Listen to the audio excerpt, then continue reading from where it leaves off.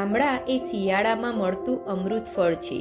આમળા vitamin C અને એન્ટીઓક્સિડન્ટથી ભરપૂર હોય છે, પરંતુ આમળાનો સ્વાદ તુરો હોવાથી આપણે તેને અવોઇડ કરીએ છીએ. તો આજે આપણે આમળામાંથી ચટપટું અને ટેસ્ટી અથાણું બનાવીશું. આ અથાણું એટલું ટેસ્ટી હોય છે કે તમે કેરીનું અથાણું ખાવાનું પણ ભૂલી જશો. અને હા, આ અથાણાને આપણે 1 વર્ષ સુધી કઈ રીતે સાચવવું તે પણ હું તમને વિડીયોના એન્ડમાં જણાવીશ. તો વિડીયોને સ્કીપ કર્યા વગર એન્ડ સુધી જરૂરથી જોજો. હેલો ફ્રેન્ડ્સ, જય શ્રી કૃષ્ણ, રાધે રાધે. તો આમળાનું અથાણું બનાવવા માટે મેં 1 કિલો આમળા લીધા છે. મેં આ દેશી આમળા લીધા છે. તમે હાઇબ્રિડ આમળા આવે છે એ પણ લઈ શકો છો. તેને ધોઈ અને એકદમ સરસ કોરા કરી લીધા છે. તો હવે હું તમને સમજાવીશ કે આપણે અથાણા માટે કઈ રીતના આમળા લેવાના છે. તો આ રીતના ઝીણા ઝીણા સ્પોટ્સ હોય એ આમળા એકદમ નેચરલ ડાઘીવાળા હોય છે, તો એ આમળા આપણે લઈ શકીએ છીએ. અને આ રીતની ડાઘીવાળા આમળા હોય છે તે આપણે બિલકુલ પણ નથી લેવાના, નહીંતર આપણું આમળાનું અથાણું ખરાબ થઈ જશે.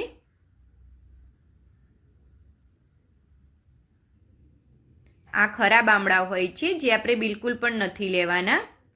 હવે આ આમળાને આપણે સ્ટીમ કરી લઈશું. તો મેં ઢોકળિયાની અંદર પાણી ગરમ થવા માટે મૂક્યું હતું. હવે આમળાને આપણે ઢોકળિયાની અંદર એડ કરી દઈશું. બધા જ આમળાને મેં અંદર એડ કરી દીધા છે. હવે ઢોકળિયાને ઢાંકી અને આપણે 5 થી 7 મિનિટ સુધી આમળાને કૂક કરી લેવાના છે. તેનાથી વધારે બિલકુલ પણ કૂક નથી કરવાના, નહીંતર આપણા આમળાની અંદર પાણીનો વધારે ભાગ ભરાઈ જશે. હવે 5 થી 7 મિનિટ પછી આપણા આમળા એકદમ સરસ બફાઈ ગયા છે. આ રીતે ચાકુ અડાડીએ તો આપણા આમળા એકદમ સોફ્ટ લાગે છે. મીન્સ કે આમળા આપણા એકદમ સરસ બફાઈ ગયા છે. હવે તેને ઠંડા કરી લઈશું. હવે આપણા આમળા એકદમ સરસ ઠંડા થઈ ગયા છે. તો આ રીતે આગળના ભાગે પ્રેસ કરીશું તો આમળાની અંદર એકદમ સરસ સ્લાઇસ પડી જશે. આ પ્રોસેસ તમારે આમળા ઠંડા થઈ જાય પછી જ કરવાની છે. આમ પણ આમળાની અંદર એકદમ નેચરલ સ્લાઇસ તો હોય જ છે, તો આ રીતે પ્રેસ કરીશું તો એકદમ સરસ સ્લાઇસ પડી જશે. આ રીતે આપણે બધા જ આમળાની સ્લાઇસ કરી લેવાની છે.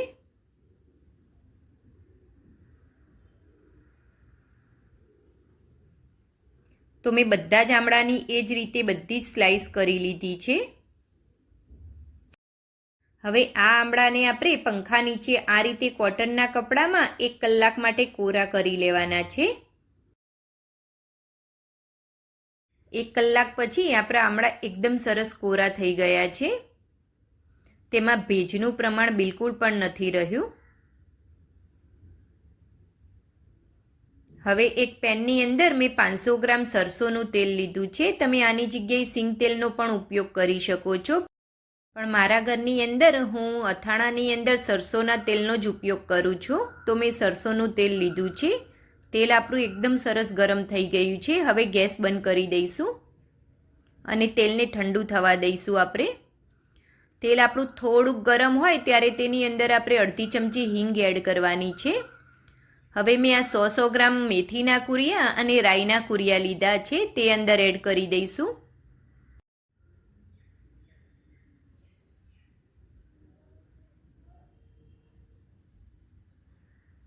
હવે તેની અંદર મેં આ 100 ગ્રામ ધાણાના કુરિયા લીધા છે, તે પણ તેની અંદર એડ કરી દઈશું.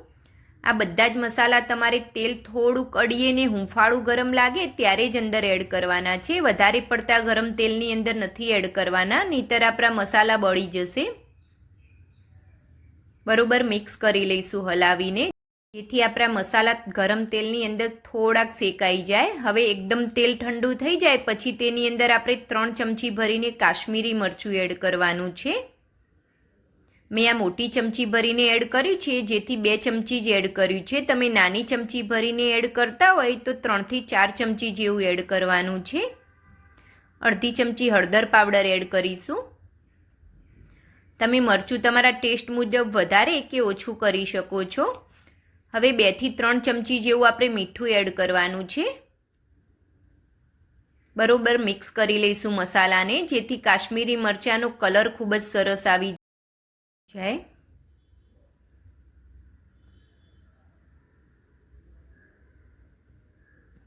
હવે તેની અંદર આપણે આ 200 ગ્રામ જેટલો ગોળ એડ કરવાનો છે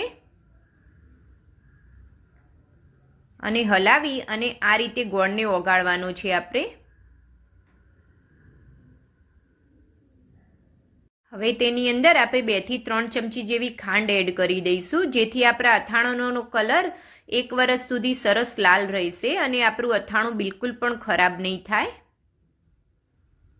હવે તેની અંદર આપણે જે આમળા કોરા કરીને રાખ્યા છે તે અંદર એડ કરી દઈશું. બધું જ બરાબર સરસ મસાલા સાથે મિક્સ કરી લઈશું. આ રીતે હલાવી અને સરસ મિક્સ કરી લેવાનું છે.